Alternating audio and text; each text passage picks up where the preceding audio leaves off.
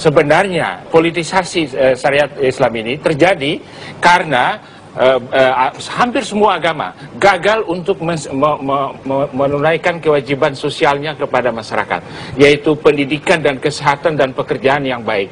Akhirnya karena mereka gagal di situ, mereka bawa ke politik. Dan kemudian bikin itu menjadi sesuatu yang politik. Dan kemudian tidak keliru dengan pernyataan Bapak. pakai tangan negara, tangan negara untuk melaksanakan agenda-agenda agama itu. Karena organisasi ini diakui sendiri oleh Ketua Umum Muhammadiyah Din Samsudin bahwa agama-agama gagal di dalam melaksanakan tugas-tugas pelayanan kesehatan, pelayanan pendidikan dan sebagainya, dan pekerjaan. Nah, karena itu kemudian ini dibikin politik. Karena dagangan politik kemudian masuk ke dalam sini. Jadi sebenarnya ini kegagalan dari organisasi Islam itu kemudian dibuang sampahnya ke negara, minta negara yang melaksanakan. Lo kamu sendiri dong yang melaksanakan. Kenapa kok negara yang diminta untuk melaksanakan itu? Negara itu tidak hanya untuk umat Islam. Negara itu untuk Bapak mesti baca undang-undang keormasan tentang apa sebetulnya fungsi organisasi massa. Bapak mesti baca itu supaya Bapak tidak keliru memberikan pengertian karena masyarakat bisa keliru dengan pernyataan Bapak ini. Organisasi massa itu harus melayani masyarakat. Apapun ketentuannya harus melayani masyarakat, bukan menakut-nakuti masyarakat. Jadi organisasi masyarakat itu harus membuat pelayanan kesehatan. Pak, nah, kalau hanya mereka di Indonesia gagal, ini, mereka Pak pakai negara. Hanya di Indonesia ini yang negara terlibat dalam mengambil keputusan tentang persoalan kepercayaan. Di negeri ini, cari di seluruh dunia, hanya di Indonesia. Karena itu tadi kemarin persoalan Ahmadiyah itu, saya keluar sedikit sebagai contoh. Sebetulnya persoalan Ahmadiyah itu menjadi kewenangan Majelis Ulama Indonesia, bukan urusan pemerintah. Kenapa dibawa ke negara? Bukan. Yang tadi Bapak sebut ini kan sama identik dengan apa yang Bapak kemukakan. Betul. Itu sebabnya Pak, itu sebabnya pada poin yang tadi dikemukakan oleh Pak Tamrin ini, saya harus mengatakan bahwa gagalnya agama itu adalah menjadi bagian daripada bagaimana konsep negara itu melihat tatanan daripada bagaimana negara melihat tatanan terhadap agama. Nabi tidak bicara tentang negara. Kenapa Bapak sekarang bicara tentang negara? Harus bangun masyarakat Islam. Bukan negara yang melaksanakan. Ini keputusan politik dibicarakan pada tataran persoalan negara. Bapak bilang tidak mendirikan negara Islam. Saya setuju. Tapi Bapak menggunakan negara untuk melaksanakan agenda-agenda Islam. Itu untuk menimpali sejumlah Bapak alasan menggunakan orang negara bahwa untuk melaksanakan agenda-agenda Islam. Itu sama saja. Untuk membantah pernyataan bahwa tidak ada satu orang pun berpikir untuk mendirikan negara Islam karena Nabi tidak perintahkan seperti itu. Tapi menggunakan tangan negara untuk melaksanakan agenda-agenda Islam. Negara itu yang terjadi dengan syariat perda itu. Undang-undang dasar, Pak. Menggunakan tangan negara untuk melaksanakan agenda Islam. Tapi mereka menggunakan konstitusi loh, Profesor Tamrin. Kekhawatiran substansinya sama. Konstitusi. Kekhawatiran Pak Tamrin. Apa sih yang dikhawatirkan bagaimana konstelasi negara kesatuan Republik Indonesia jika ini terus berlanjut? Ya kalau apakah ada mungkin semacam pergolakan begitu sehingga menimbulkan perpecahan, disintegrasi secara bangsa? Kalau kita membayangkan itu mengerikan. Itu Gus Dur dengan jelas mengatakan ya, kalau syariat Islam itu ditegakkan, bahwa negara kesatuan Republik Indonesia hanya tinggal Sumatera dan Jawa, yang lainnya tidak mau. Karena yang lain-lain itu kan ada yang 50. Bagaimana, Profesor? Iya dong. Waduh, itu kan tokoh-tokoh agama. Tokoh-tokoh agama. Referensinya itu kalau bicara Bapak kan referensinya politisi-politisi kan? Kalau referensi agama kaitannya dengan persoalan membangun sebuah tatanan ideologi besar bangsa ini. Referensinya seperti tadi, saya kira susah. Referensinya kepada tokoh-tokoh Islam. Bagaimana bisa dipakai ukurannya? Loh, coba.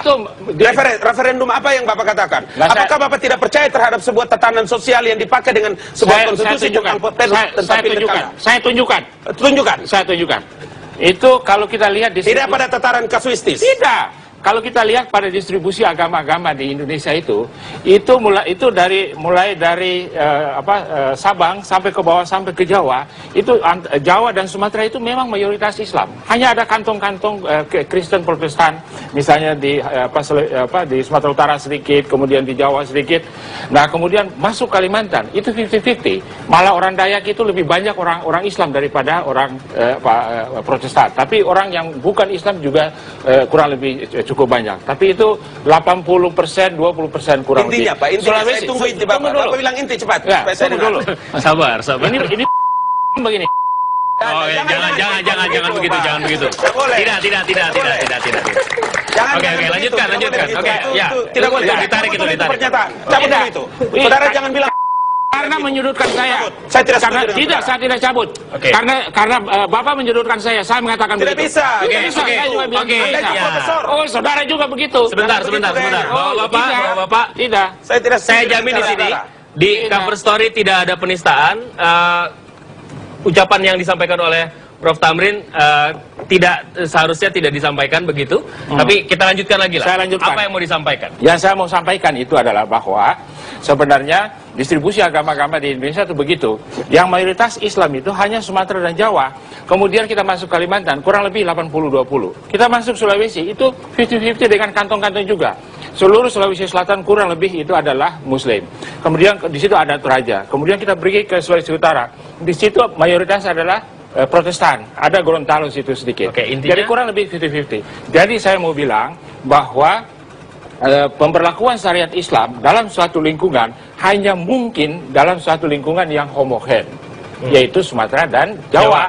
Tapi untuk Indonesia tidak bisa, tidak mungkin. Itu artinya kalau misalnya diberlakukan di Jawa dan Sumatera, fine saja. Jangan menjadi bikin referendum, tanya sama orang yang di Jawa dan di Sumatera, apakah orang di Jawa dan Sumatera itu hanya bisa menang di Jawa Barat itu ya? Yang harus diluruskan kerangka berpikirnya Profesor itu begini. Yang harus diluruskan kerangka berpikirnya ini Profesor Tamrin Tomagola ini begini. Yang harus dilihat itu adalah perda-perda bernuansa syariat yang sudah ditetapkan. Suruh ini profesor ini yang pintar ini buka sebuah catatan besar tentang upaya-upaya pemberlakuan syariat Islam di negeri ini. Itu makanya tadi saya bilang ada tenggang waktu yang panjang yang harus dilakukan dalam kerangka sosialisasi. Yang sekarang harus dilihat tentang perda-perda yang telah diberlakukan. Pak, perda-perda itu bukan dengan kekerasan mereka tetapkan loh. Bikin referendum aja, bikin referendum. Saya nggak bisa, gini. Kalau berani, bikin referendum. Bikinlah dari universitas. Saudara kan universitas, saudara yang harus bikin. Loh, politik itu bikin. Bukan itu. Nggak, supaya saudara bisa tahu. Bukan itu KPU. Itu KPU. Karena harus begini, perda-perda ini ditetapkan berdasarkan konstitusi, dibicarakan di DPR. Tanya rakyat. Saya bilang kalau saudara keberatan dengan perda-perda itu, ya sederhana batalnya di DPR, bukan dibawa ke Mahkamah Konstitusi. Referendum dan Mahkamah Agung. Referendum dan Mahkamah Agung. Saya tantang mereka yang itu untuk bikin referendum. Kita lihat. Karena trennya dari mereka yang memberikan suara kepada partai walaupun Islam. Selain itu masih ada cara lain, artinya keberatan masyarakat bisa diajukan melalui lembaga MA begitu untuk menguji itu yang panjang. Tapi kalau mau yang pendek secara politik, bikin referendum oleh KPU daerah di kabupaten tertentu. Harganya mahal. Universitas bisa usulkan. Universitas bisa usulkan. Ya mudah-mudahan.